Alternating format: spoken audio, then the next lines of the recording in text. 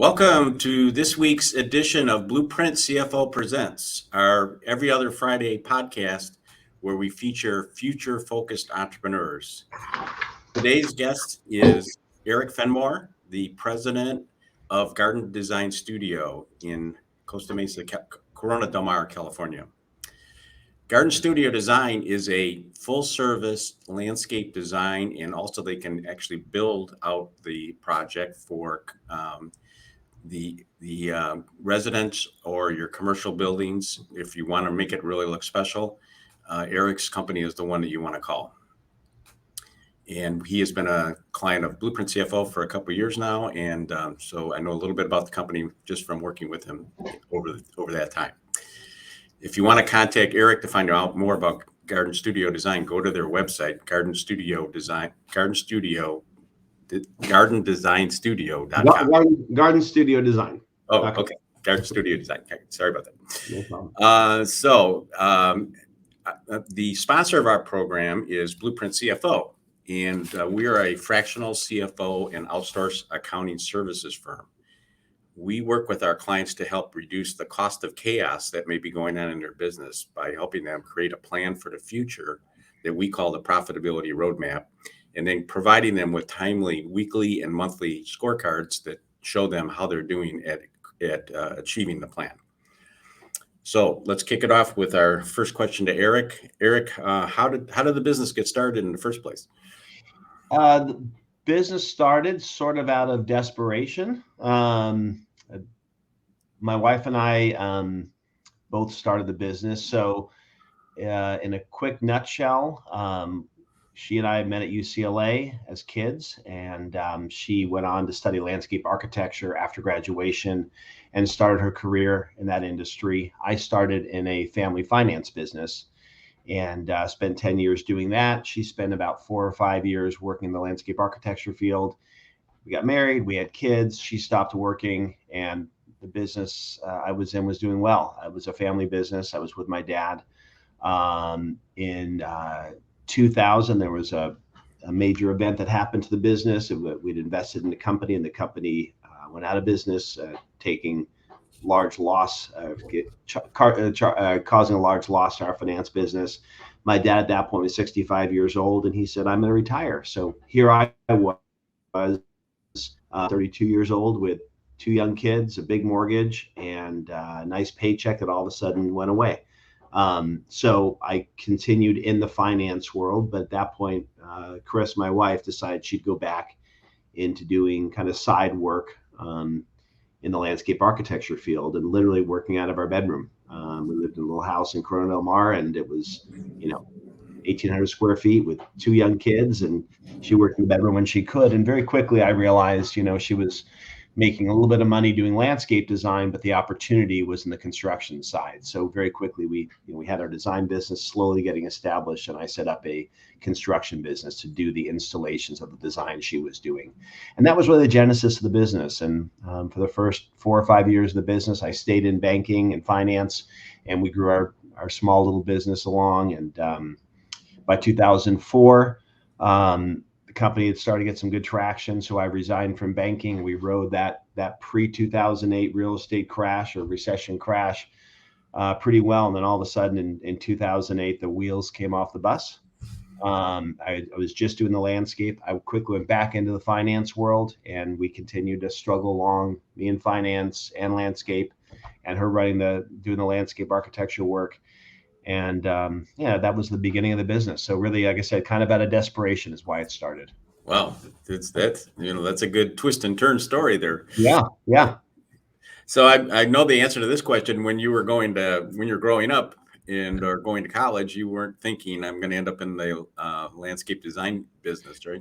Not at all. No, I never thought about being an entrepreneur per se, and certainly I knew nothing about landscape. That was not my background. I think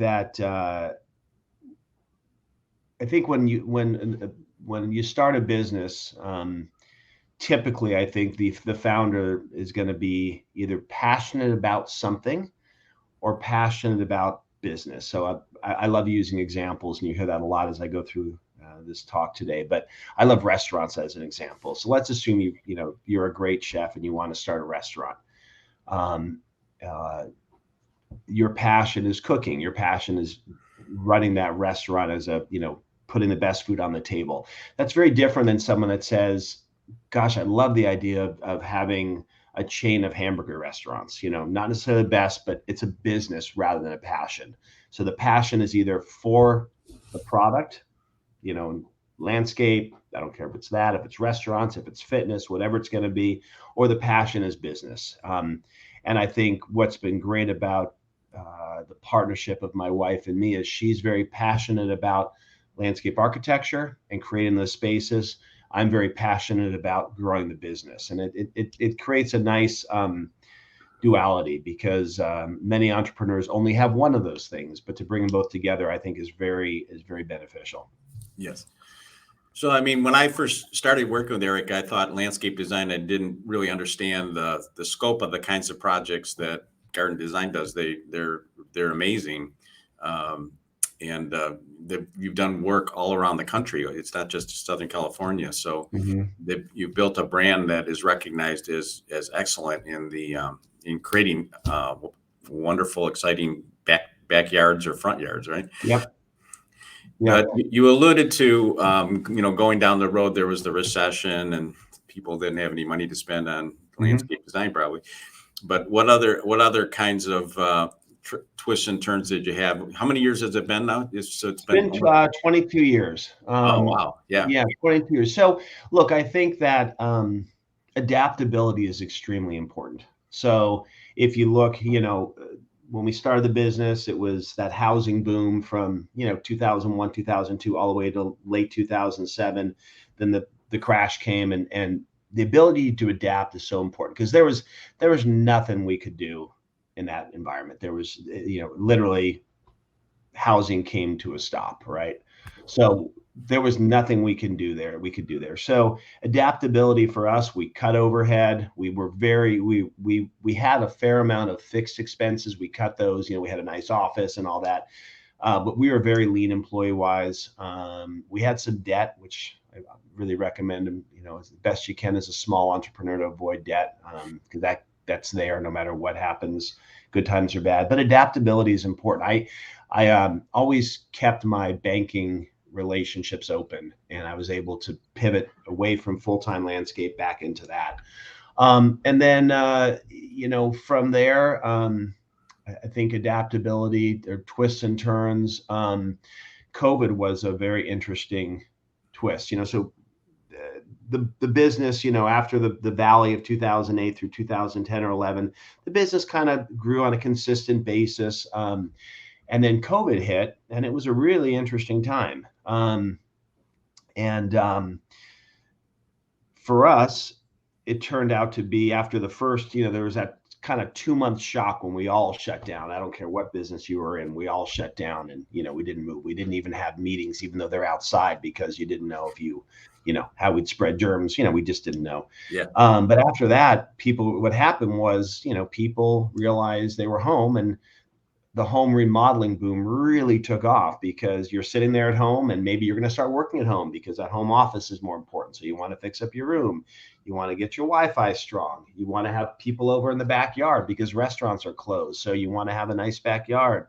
You want to have a nice kitchen. And that really hit us very strongly in a positive way. So we've tripled in size from pre-COVID to today. Again, adaptability. We very quickly went on an employee basis to Zoom.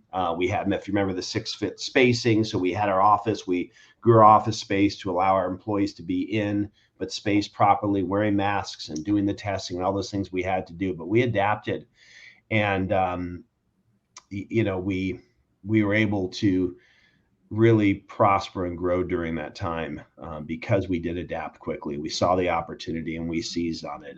And I do think that opportunistic passion, I'm not sure the proper term for it, but being opportunistic is really important as an entrepreneur. If you're a restaurant and everybody loves that, that chicken dish you make and no one's liking the steak dish you make, then sell more chicken dishes and talk about the chicken dishes, right? Go with what the customer wants. If you think the steak is better, listen to the market, and be opportunistic. I think, something I'd like to talk about, I mentioned, you start a business, I think, for passion, either for a product or for the idea of running a business. I think something that's I've found is very successful part of our business is we have found a niche that's not extremely appealing. So, for example, if you want to open a restaurant, there's in every single town, on every single street, there's restaurants. It's very competitive, right? And if you want to open an Italian restaurant because your grandmother's recipes were awesome and she made them, you better be really friggin' good because you've got competition right around the corner. And if you can be really good in a competitive market, you can do phenomenally well.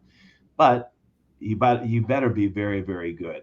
I've chosen to go into, or I guess fortuitously, I found an industry that is not competitive. There are not a lot of quality. There are very good quality landscape architects and landscape construction firms out there. However, they tend to be very small, very fractured, and there's very little name brand recognition out there. And to me, what we've been able to do is establish our brand in a market where, again, there's not a lot of competition that's of any size. Again, every town has a little landscape architecture firm and landscape contractors, but there's really no name brand out there that's recognizable. If I asked anyone listening to this podcast, name me 3 landscape architects and 3 landscape contractors, they probably couldn't name one. If I said, name me 3 restaurants, they could name 10. If I said, name me 3 Italian restaurants, they could name 10.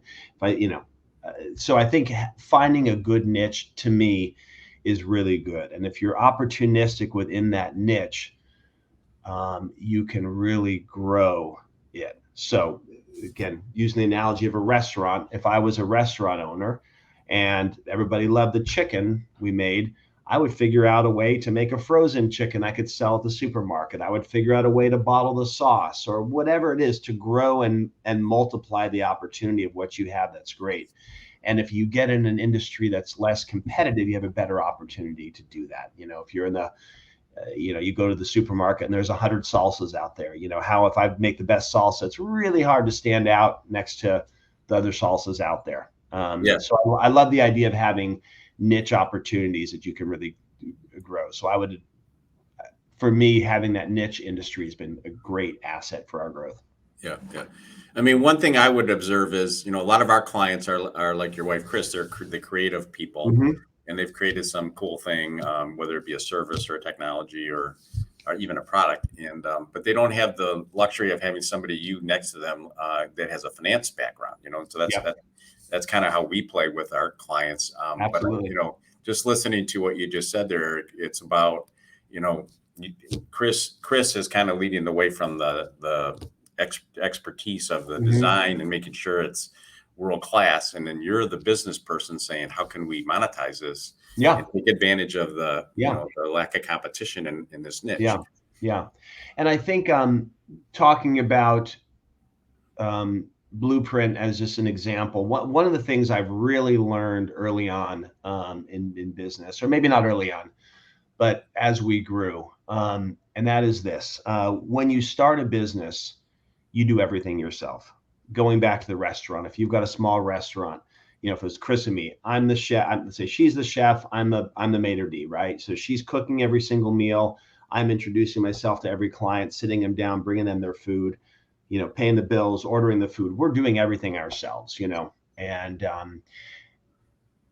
if you are successful and you start to grow, if Chris can make 100 meals in a day, she can't make 200 meals in a day. So if we have the demand for 200 meals in a day, what do you do? How do you grow that? Because she is best at making that meal, right? Well, if you break down the parts of that meal, let's say she's making a chicken dish with onions, mushrooms, and a cream sauce. Well, she's got to chop those onions. She's got to chop those mushrooms. And that's not magic.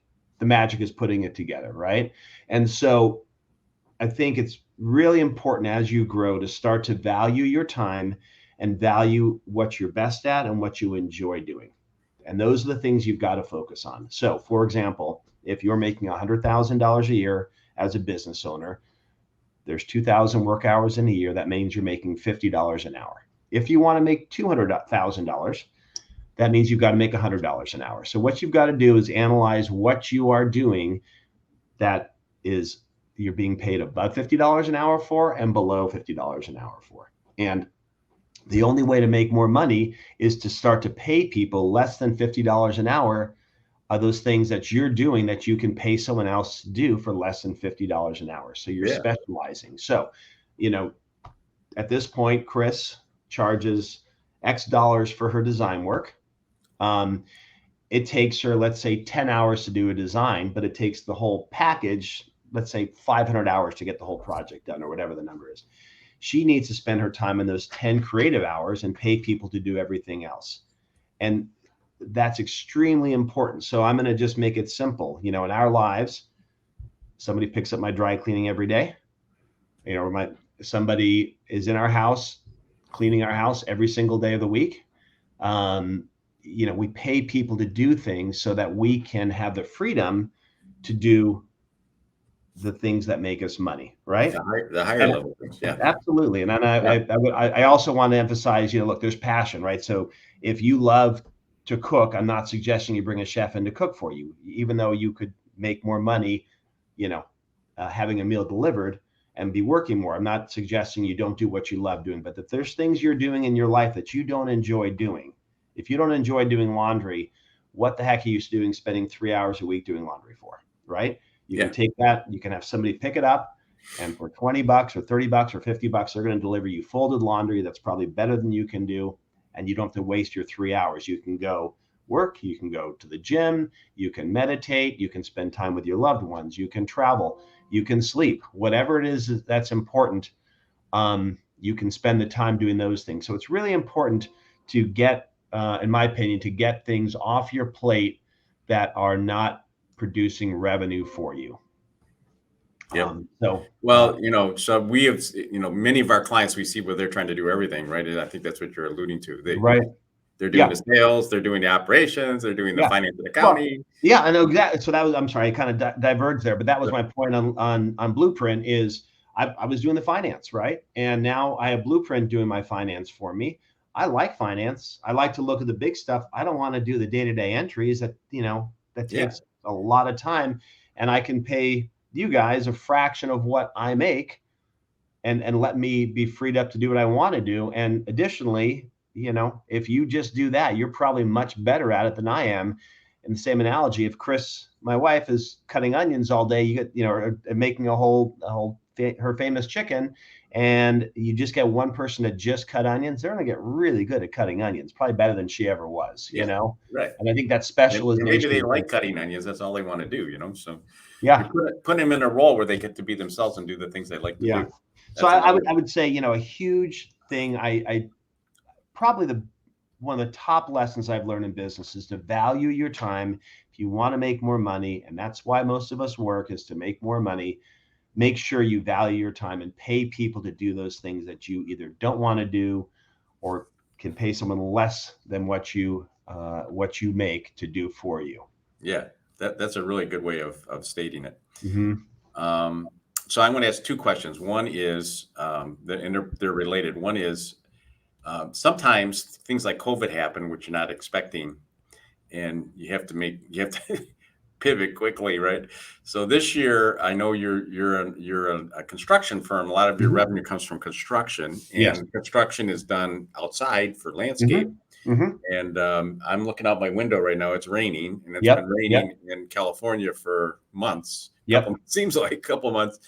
And so what happened there? Were you able to continue production, or did you have to pivot? Or great question. So as we've grown, one of the things I've really started to focus on is transparency with my employees. It's very typical when you're a small business, you keep everything in your head, you don't communicate well about the big picture.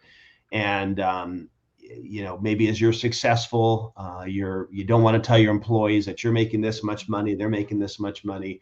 But I've started to realize that transparency is really important to get the buy-ins. And, I happen to love watching certain TV shows, and they teach me lessons. For some reason, restaurants really appeal to me as a metaphor for our business. It's a lot of chaos, a lot of different departments, and if you look at going to a very fine restaurant, there's so many things that can go wrong that can ruin your experience, right?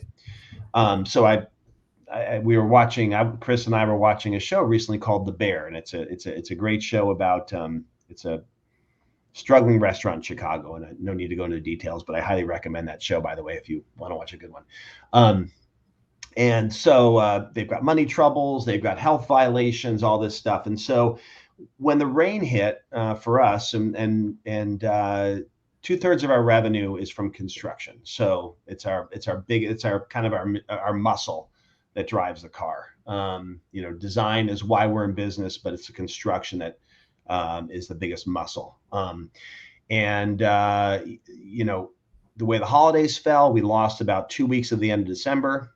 And then we got hit with 3 solid weeks of rain in January, and another, we've lost, we're now probably it's March 15th-ish. It's been 9 or 10 weeks of the quarter. We've probably lost 5 weeks. So that's half of our revenue we can't generate. We can't work overtime because the days are short, it's very challenging. So I brought the team together, and I said, here we are, so imagine we're a restaurant and we can't get steak. What are we going to do? And then we're a steakhouse. We can't get steak. What are we going to do? And that's kind of where the boat we were in. And again, nothing we can do. We can't work. Yeah, you just got to come up with a short-term plan then, right? Yeah. So the short-term plan was, we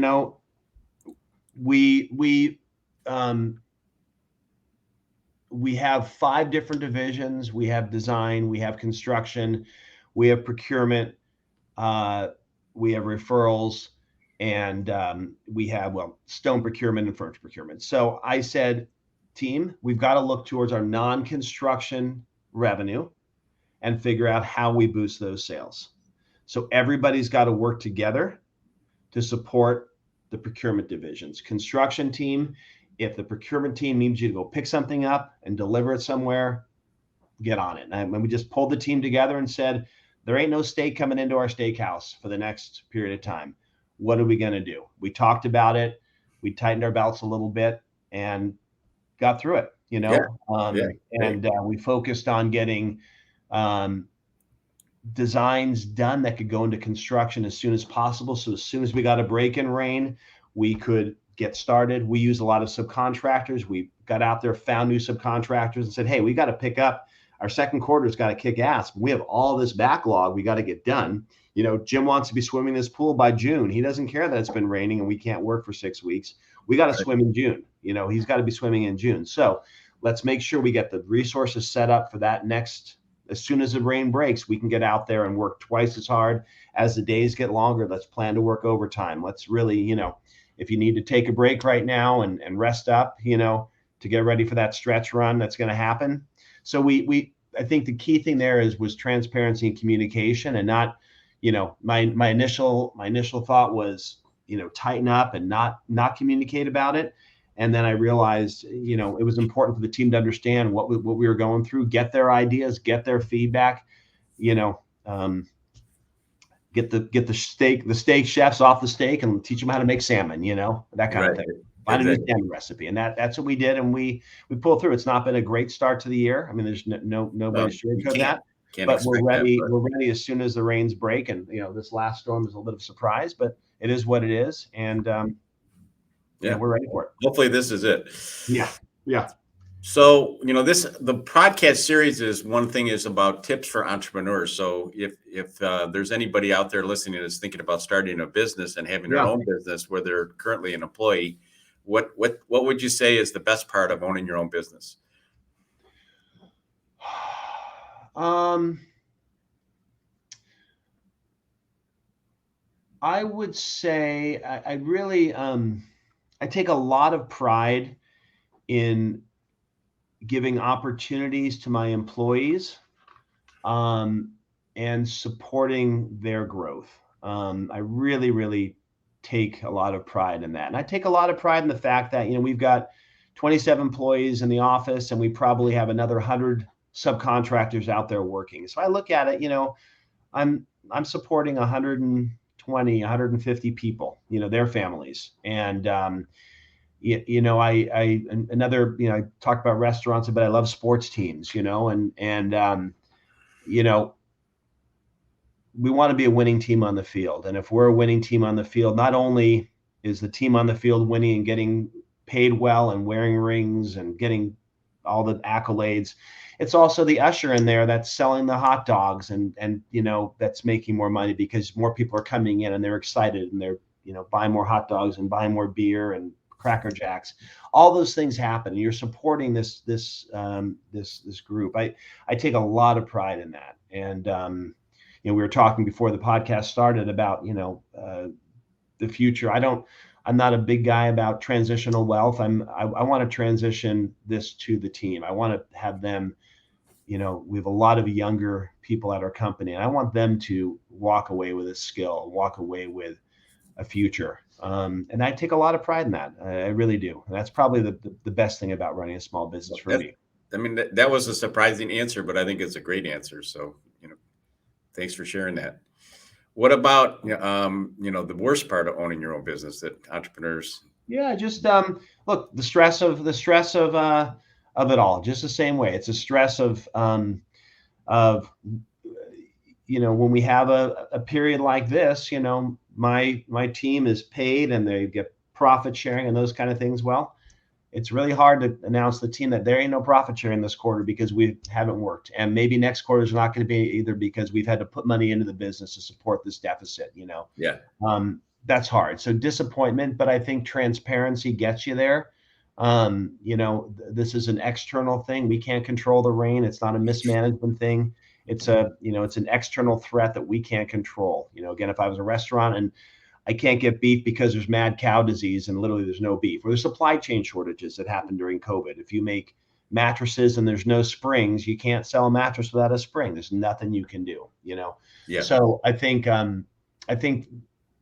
that's the hardest part is just the when the team isn't winning for any number of reasons, external, internal. When the team isn't winning, it's hard, and it's hard because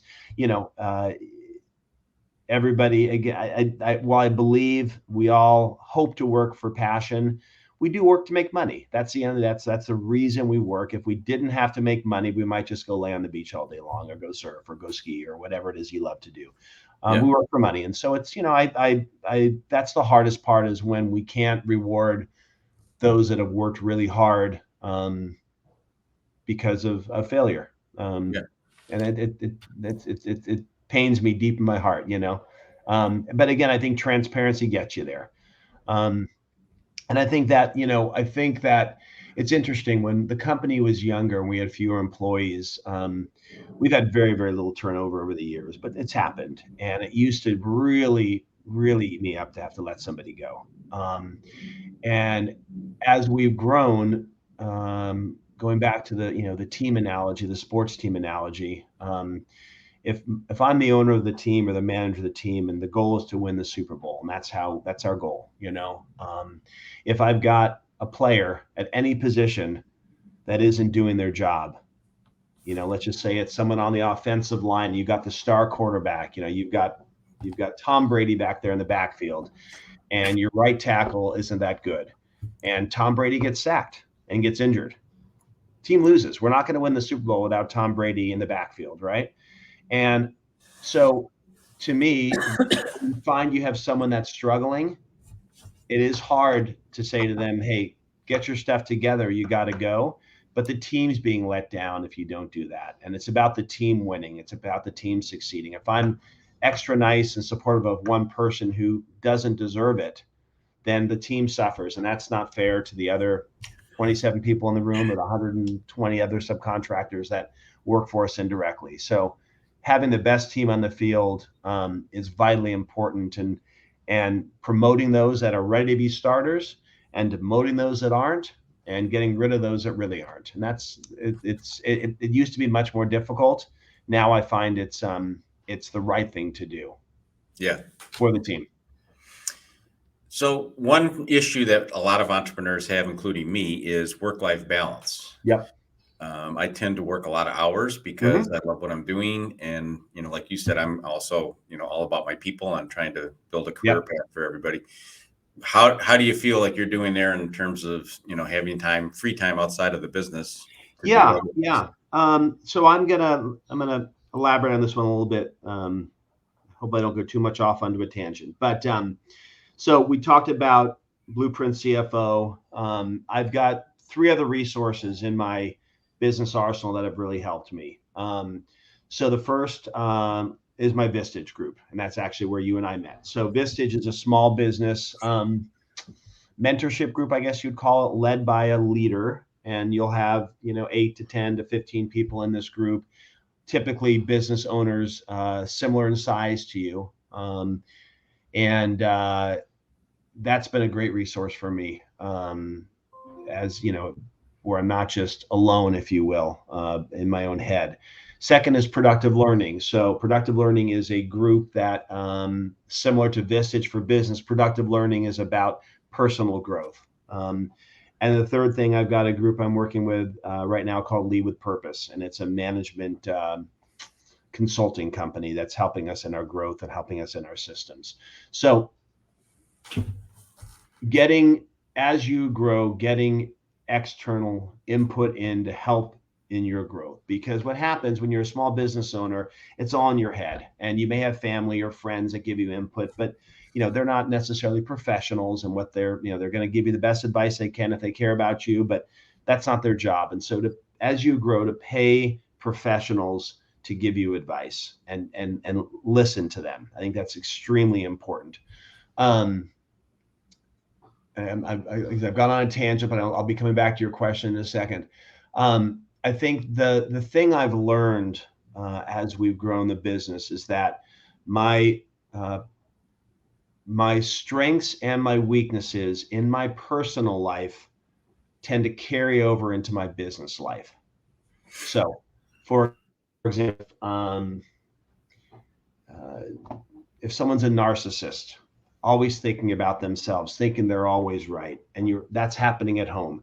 You might have strife in your family relationships with your wife, spouse, wife, husband, partner, whatever, with your kids, because you're always right. You're that narcissistic type, and your wife might say to you, you're always thinking about yourself.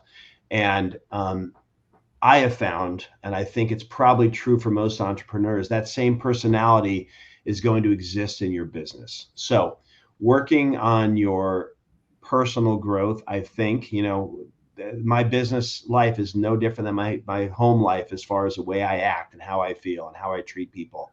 So working on yourself, and understanding who you are makes you better at the home and in business. And so to that end, to answer your question, I think that working on yourself, taking time to work on yourself physically, making sure you're staying in shape, making sure you're eating well, making sure you're mentally healthy. All of those things are personal, right? I go to the gym 5 days a week. In the middle of the day, I leave usually at 3 o'clock from work, and I go to the gym workout. And that's selfish, right? That's, if you look at it truly, why am I doing that? How can I justify? What if my employees did that, right?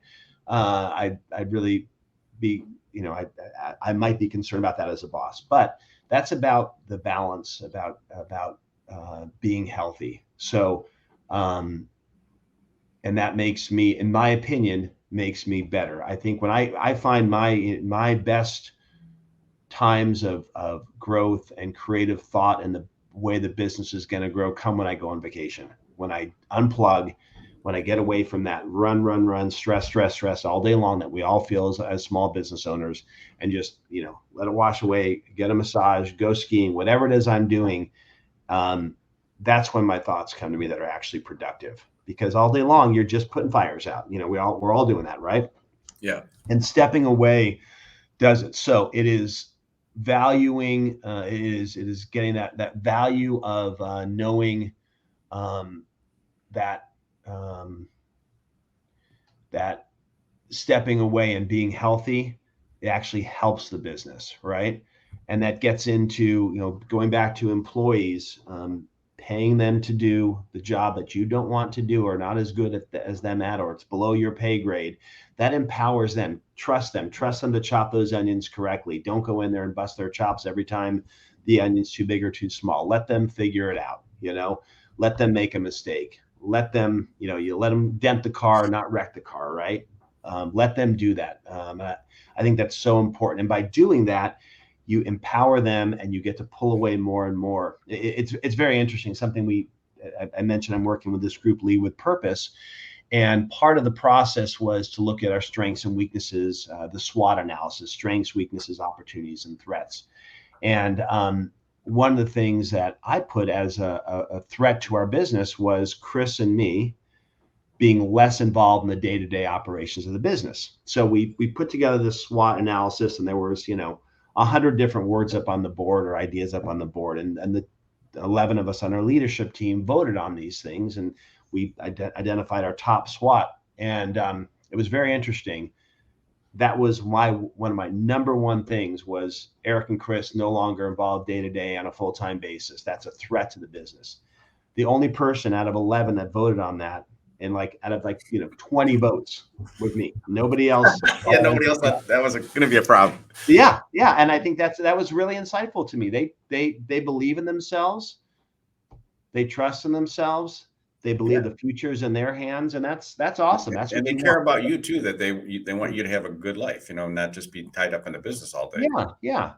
And again, good people want to do it themselves. They don't want to be told what to do all the time. They want to say, just like a kid. There's what's the I think what are they? I do, we do, you do, right? So that's the way you talk about kids. If you want your kid to make their first pancake, I'm going to do it first. I'm going to show you how to make a pancake. Here's how I mix it, put in the pan. Here's how we flip it. Here's the syrup, the butter, blah, blah, blah. Second time we do it. We do it together. You're going to mix it, and I'm going to help you flip it. And then they do it. And, that's a really great way to, I think, to manage people as well. Let them, show them what to do. Watch me. Let's do it together. And then you go. Will it be as good as me the first time? No, it won't be. But by the 10th time, it probably will be. And if it's not, then they probably have to go, Yeah. That's okay. Okay, so we're going to wrap it up here with one last question. And Eric has shared so much good information and good thoughts about running your business and doing the right thing.